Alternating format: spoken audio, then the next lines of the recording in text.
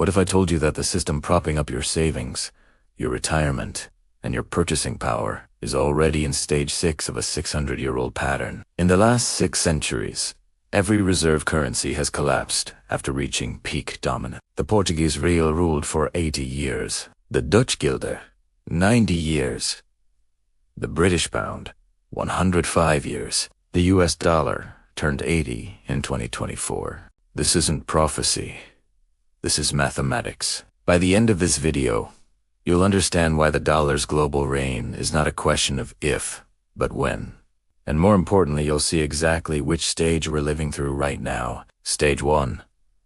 The rise trade dominance becomes currency power. To understand why the dollar is dying, you must first understand what a reserve currency actually is. It's not just widely used money. It's a global trust mechanism, where a currency becomes a reserve when nations use it to settle trade, price commodities, hold sovereign wealth, and issue debt. When one currency does all four simultaneously, it achieves what economists call exorbitant privilege. Portugal achieved this first in the 1400s through maritime trade dominance. The Dutch followed in the 1600s through financial innovation and merchant banking. Britain seized the mantle in the 1800s by linking sterling to global commodities, especially coal and textiles. Then came America. In 1944, as Europe lay in ruins, 44 nations gathered at Bretton Woods, New Hampshire. The agreement was simple. The dollar would be backed by gold at $35 per ounce. Every other currency would be backed by the dollar.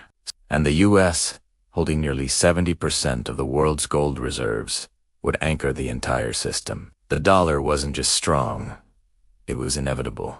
But empires never see stage 2 coming. Stage 2.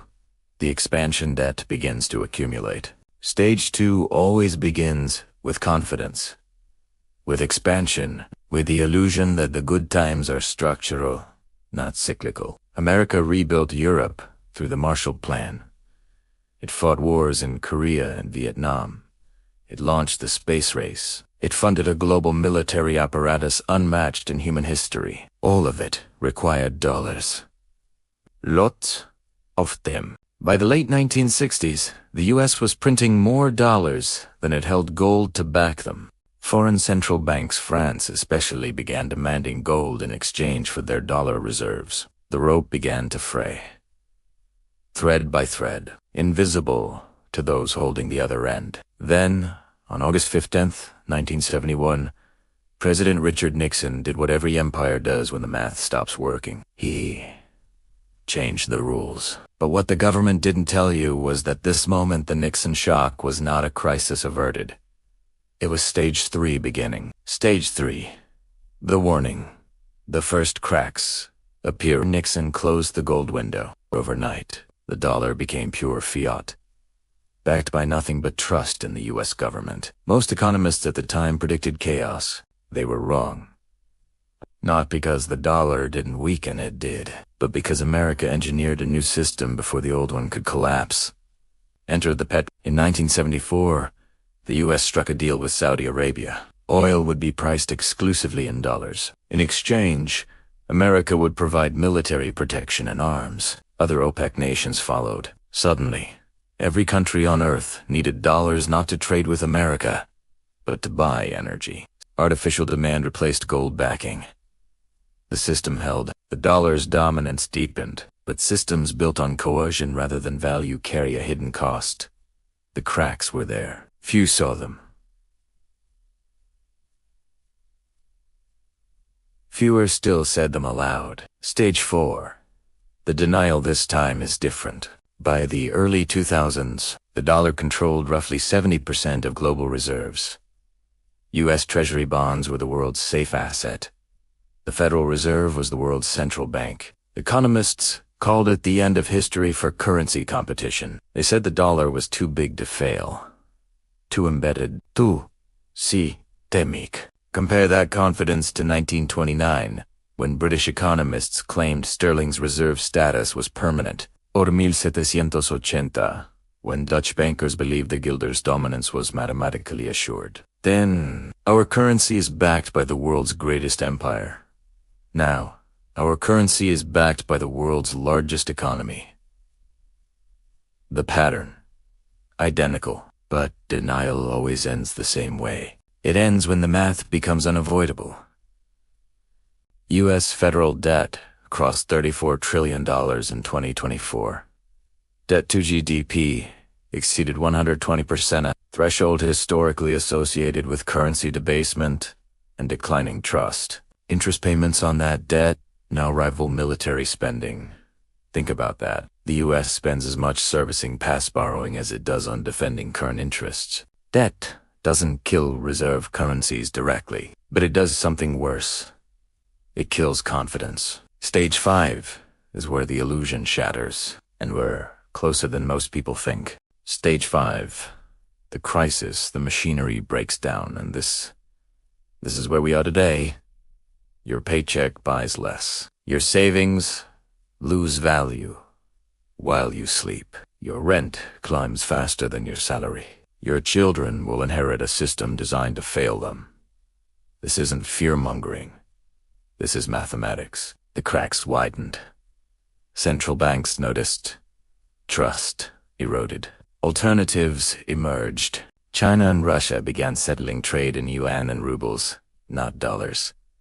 India bought Russian oil and rupees. Saudi Arabia signed agreements to accept yuan for crude. The petrodollar, the invisible scaffolding holding dollar dominance together, started to splinter. Then came the weapon. In 2022, the U.S. froze $300 billion in Russian central bank reserves. Overnight, the message was clear to every nation on Earth. Dollar reserves are not assets. They are permissions, and permissions can be revoked. Countries that once saw U.S. treasuries as the ultimate safe haven now saw them as political risk. Central banks that had recycled trade surpluses into dollar assets began hoarding gold instead. Between 2015 and 2024, global central banks reduced their dollar holdings from 71% to under 59% of total reserves. Gold purchases hit record highs. This is not theory. This is measurable. This is stage 5. But stage 6. Stage 6 is where the real wealth transfer happens. Stage 6. The collapsed currency debasement accelerates. Stage 6 doesn't arrive with a bang. It arrives with erosion. The Federal Reserve, trapped between crushing debt and political pressure, does what every central bank in history has done when the math stops working. It prints. Inflation spikes. Purchasing power evaporates. Wages stagnate. Prices explode. A gallon of milk costs more. A tank of gas costs more. A home becomes unaffordable. A future becomes uncertain. This isn't prophecy. This is pattern recognition. Weimar, Germany, 1923. A loaf of bread cost a wheelbarrow of cash. A lifetime of savings became worthless overnight. Zimbabwe, 2008. The currency collapsed so completely that the government printed a $100 trillion note. It bought 3 eggs. Venezuela, 2018.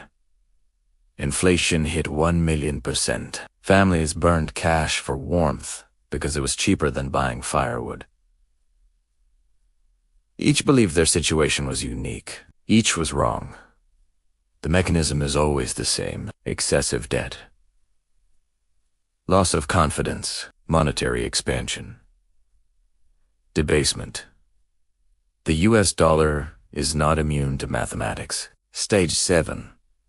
The reset. A new order emerges. But here's what they never tell you. Who controls the next system? Reserve currencies don't die in a vacuum. They are replaced, not by a single successor, but by fragmentation. Gold returns as a neutral reserve. Bilateral currency swaps replace dollar intermediation. Central bank digital currencies, CBDCs, emerge as programmable money, controlled not by markets, but by governments. The cycle completes. But those who understand it, they're the ones who survive. In 90 seconds, I'll show you what history teaches about surviving stage 7. So what does history tell us? Not what will happen, but what always happens. Reserve currencies die by erosion, not explosion. The process takes decades, not days. But once confidence shifts, the decline accelerates. Portugal's real collapsed after 80 years of dominance, the Dutch guilder after 90, the British pound after 105. The dollar is 80 years old. Does that mean collapse is guaranteed in the next decade? No. Does it mean the pattern is repeating? Yes. History shows that those who survive currency transitions share three traits. First, they recognize the cycle early. They don't wait for consensus.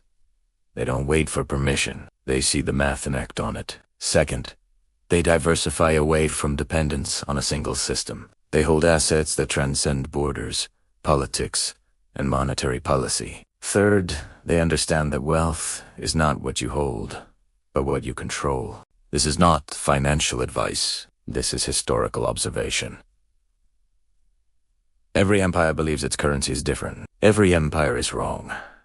The dollar's reign is not ending tomorrow, but its dominance is no longer inevitable. The question is not whether the cycle will complete. The question is whether you'll see it before most people do. The cycle is inevitable, but those who understand it survive it.